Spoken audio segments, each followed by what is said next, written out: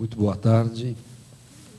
Gostaria inicialmente de agradecer o convite da Laje para participar deste evento, e não só isso, mas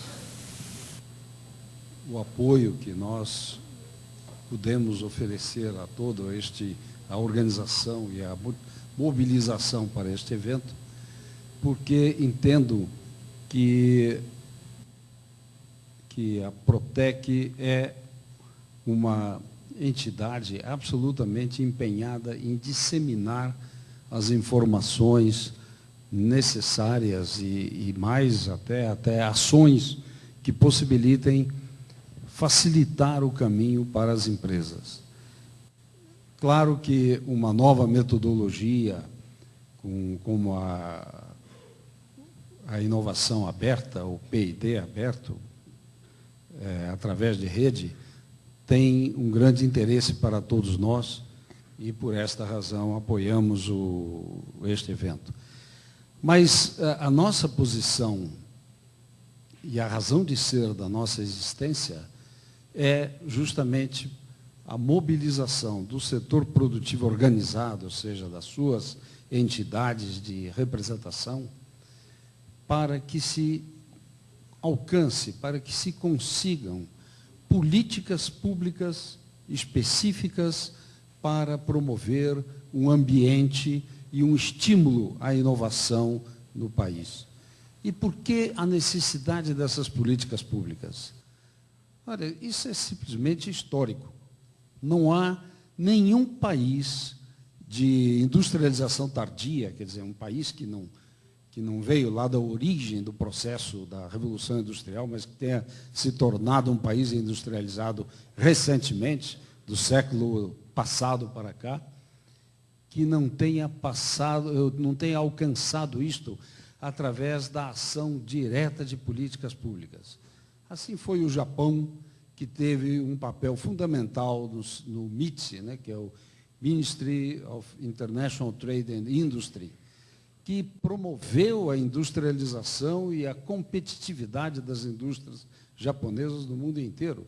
Assim foi também na Coreia, assim foi em Taiwan, assim está sendo hoje na China, que ninguém duvide que a posição do governo chinês é decisiva para que as empresas venham alcançando a competitividade, as empresas chinesas venham alcançando a competitividade que estão alcançando até em nosso país. E assim acabou de acontecer há poucos anos atrás na Índia. E é um exemplo no qual nós nos deveríamos mirar, porque a Índia é um país que tem características até mais desfavoráveis do que as nossas, né? Tem muito mais analfabetismo, muito mais atraso, muito mais desigualdades, não há nem como comparar as nossas com as deles, e, no entanto, com medidas de políticas públicas ajustadas, acertadas, foi possível transformar a Índia de um país que não tinha até tradição empresarial num player internacional.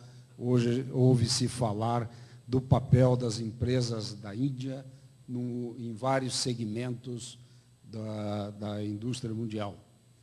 Então, essa é a principal missão da Protec, é buscar mobilizar o setor produtivo para políticas públicas.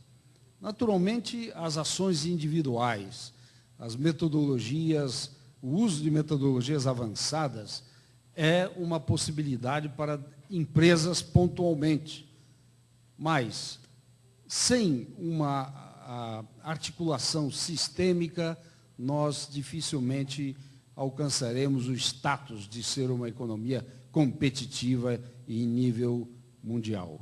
E em que consistem estas políticas públicas?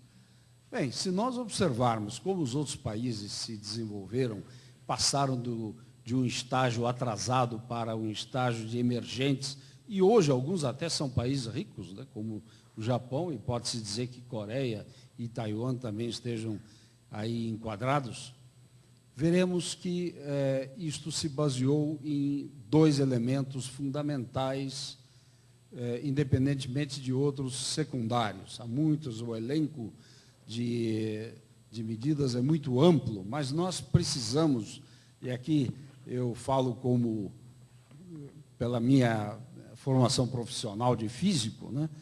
O físico é aquele que constrói um modelo para atender a uma determinada demanda, né?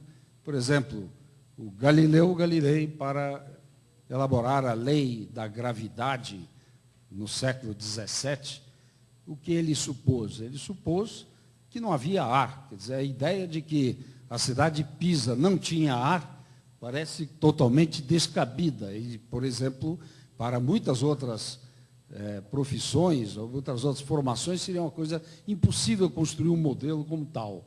Mas foi o que ele fez. Ele propôs que a queda fosse com igual aceleração e, portanto, igual velocidade, desde que partisse do repouso, para qualquer objeto, independentemente da sua forma, da sua massa, da sua densidade, etc. Fato que isso é possível no vácuo. Então, ele buscou uma aproximação desse modelo, na medida do possível, para comprová-lo. Mas este é o modelo em que vale a lei da gravidade de Galileu. E assim por diante. Então, no caso específico, em que consiste criar um modelo? É nós centrarmos nas principais ações de Estado que poderão criar este ambiente permanente, esta propagação sistêmica de um processo de inovação e, portanto, de competitividade no país, no nosso país. Basicamente, são dois mecanismos essencialmente críticos e complementares. O principal deles é a chamada compartilhamento de risco. Foi por esse mecanismo que todos estes países que mencionei cresceram e inovaram. Ou seja, o Estado representando a sociedade, compartilhando o risco da inovação, o risco tecnológico com a empresa. Eu tenho que olhar o horário, porque senão alguém me come vivo aqui. E por que, qual é o sentido, o suporte ético para o Estado dividir com uma empresa privada o risco da inovação? A razão é muito óbvia, é muito simples. O maior beneficiário de uma inovação que chega ao mercado, paradoxalmente, não é a empresa que o criou, nem é o seu inventor. Quem é, então? É a sociedade. Quem lembra hoje do inventor do computador? E como seria possível nós imaginarmos a nossa vida sem a presença destes objetos do desejo, né? Quem lembra hoje que foi a Ericsson que lançou o celular? A nossa vida sem celular é absolutamente inaceitável. E, no entanto, ela está até fora do mercado, pelo menos como marca isolada. Para sobreviver, se vendeu o seu acervo à Sony, e a Sony apenas utiliza a sua marca. Muito bem, ela ficou hoje restrita à fabricação de equipamentos da rede, mas não mais ao celular do consumidor. Então, este é a grande razão ética.